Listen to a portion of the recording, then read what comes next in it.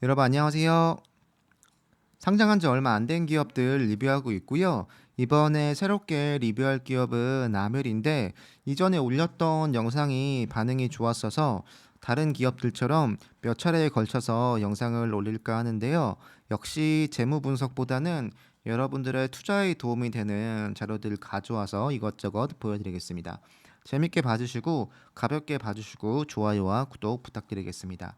이전에 올렸던 영상은 원격 진료 시장에 대한 전망이나 현재 상황에 대해서 이야기했는데 일단 아멜 영상 1편은 그 내용에 대한 조금 구체화된 상황을 이야기할 거고요. 많이들 보신 요 그래프겠지만 원격 진료 시장은 이렇게 좋아진다고 하는데 아멜의 주가는 반대로 가고 있는 상황에 대해서 조금 더 자세히 설명드릴까 합니다. 네. 코로나를 기점으로 원격 진료의 수요가 굉장히 늘어났다가 현재는 꽤 많이 안정화되고 있는 모습인데 이게 다시 반등하기 위해선 사람들이 원격 진료를 더 편하게 이용할 수 있는 환경이 당연하겠지만 갖춰줘야 할 텐데 일단은 그 비용도 그럴 거고요. 그리고 사람들이 믿을 수 있는 환경 그리고 또 입법이나 또 관련 법률들이 더 많이 활성화되어야 하는 건 당연한 부분이고요. 네, 역시 이전에 보여드렸던 자료지만 현재 대부분의 원격 진료에서의 진료는 정신 건강이나 행동 건강 부분에서만 되고 있습니다.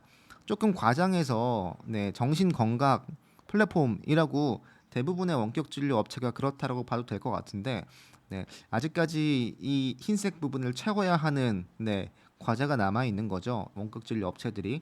그러기 위해선 계속 말씀드리지만 환경이 조성이 되어야 하는데 여기에 따른 시간이 꽤 많이 필요한 부분이겠죠. 네. 정신건강이 역시 1등을 차지하고 있고요. 그 외에는 알코올 중독이나 중독 치료 등인데 코로나 이전에도 역시 그랬고요. 코로나 피크 때도 역시 그렇고요. 앞으로도 역시 그렇다고 보고 있는데 전체적인 파이는 꽤 많이 늘어나고 있고 실제로도 그렇지만 파이가 늘어났죠. 실제로 늘어났습니다. 근데 사람들이 주로 사용하는 진료 과목은 거의 똑같다는 게 여기서의 포인트고요. 그러니까 나머지 부분을 더 빨리 채워야 한다는 그런 문제가 역시 있는 거고 아멜도 역시 같은 말을 하고 있습니다. 컨퍼런스 콜 내용도 그렇고요.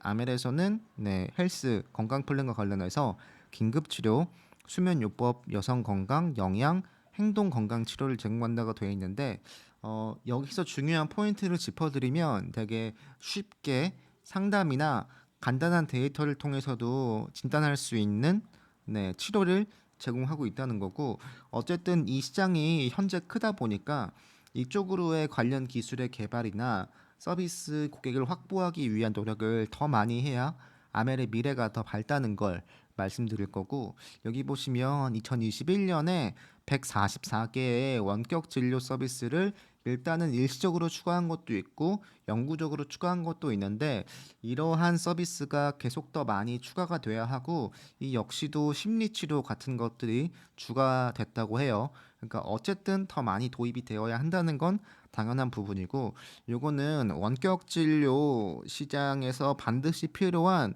관련 기기에 대한 시장 전망인데요.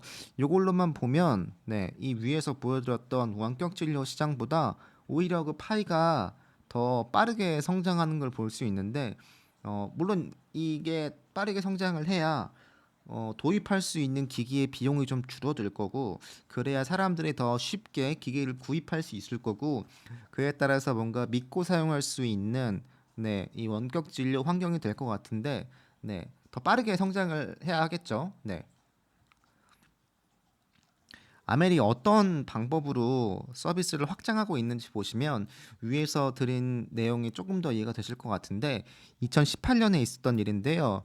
로얄 필립스라는 기업하고 원격 모니터링 장치를 활용한 만성 질환 및 수면 치료를 위한 프로그램을 제공했다고 하고요. 다른 기업과는 의료 검진을 위한 가정용 키트를 개발했다고 하고요. 또 더불어서 애플워치 심박수 데이터를 활용한 서비스 를 도입했다고 하는데 어쨌든 이것만 보더라도 아멜이 더 성장하기 위해서는 더 많은 간편한 기기를 도입해야 하고 그 도입한 기기의 비용을 좀 줄이는 것들, 또 되게 편리한 접근성으로 나의 건강 정보를 전달할 수 있어야 한다는 걸 볼 수 있는데, 네. 요거는 그 필립스에서 나왔던 서비스에 대한 설명인데요. 스마트 베이비 모니터와 같은 장치를 연결해서 육아에 관련된 뭐 수유 시간이나 이런 정보들을 도움받을 수 있다고 하네요. 그러니까 이것만 보더라도 되게 간단히 주고받을 수 있는 진단이나 이런 부분들에 대해서 도움을 받는다고 볼 수 있고, 요거는 원격 진료에 대한 기술에 대한 내용인데, 앞으로는 이게 4 클래스 4까지 가면 인카라고 되어 있는데, 아마 운전석에 앉으면 건강 정보를 전달해서 뭐 그 정보를 되게 쉽게 차 안에서 확인하거나 할 수 있는 거겠죠. 근데 이 정도까지 발전을 하면 물론 좋겠지만 아직은 굉장히 초창기에 있는 사업이다 보니까 현재만 놓고 볼게요. 현재 어떤 문제들이 있고 또 어떻게 발전할 수 있는지에 대해서 볼 텐데, 여기 보시면 홈 텔레헬스인데요. 좋다는 내용 위에 쭉 있고요. 중요한 건 아랫부분인데요. 장치당 수천 달러에 달한다고 합니다. 그러니까 우리의 집에서 쉽게 뭔가 원격 진료를 하기 위한 장비를 구입하는데 몇천 달러다. 근데 아직까지는 보험사가 그 비용을 부담하지 않는다고 해요. 아직까지는 많은 사람들이 이용하지 않을 테니까 역시 그렇겠죠. 그리고 여기 보시면 주 경계를 가로지르는 법적 및 면허라고 하는데, 어쨌든 법률이 많이 완화가 되어야 하고요. 또 더불어서 이 버추얼 비지트 보시면 약국 같은 조직에서 서비스를 사용하는 게 조금 어렵다고 하네요. 그리고 더불어서 이 모바일 천식 관리 도구인데요. 이건 좀 나중에 활성화될 기술입니다. 근데 이게 어떤 의미냐면, 이 기술을 활용하기 위해선 물론 좋은 기술은 맞는데 추가 연구가 많이 필요하고요. 역시 비용에 대한 부분을 말하고 있습니다. 막대한 비용이 소요될 수 있는 스마트폰이나 추가 장치가 필요하고요. 더불어서 이 천식이나 이런 서비스의 주 타겟팅이 되는 노인과 어, 노인이네요. 노인들이 너무 비싸서 보험이 없다면 이 기술을 쓰지 못할 거라는 거예요. 그러니까 현재는 그렇다는 겁니다.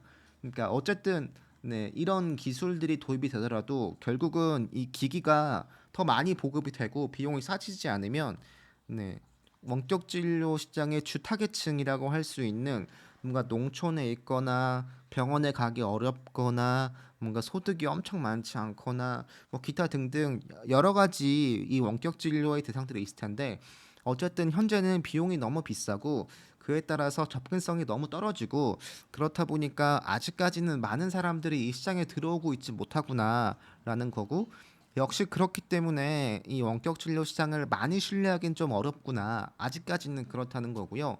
물론 앞으로는 가능성이 많죠. 그렇지만 현재까지는 이렇다는 거고요. 이 내용은 2편에서 계속해서 이야기하겠습니다. 여러분들 감사합니다. 2편에서 오겠습니다.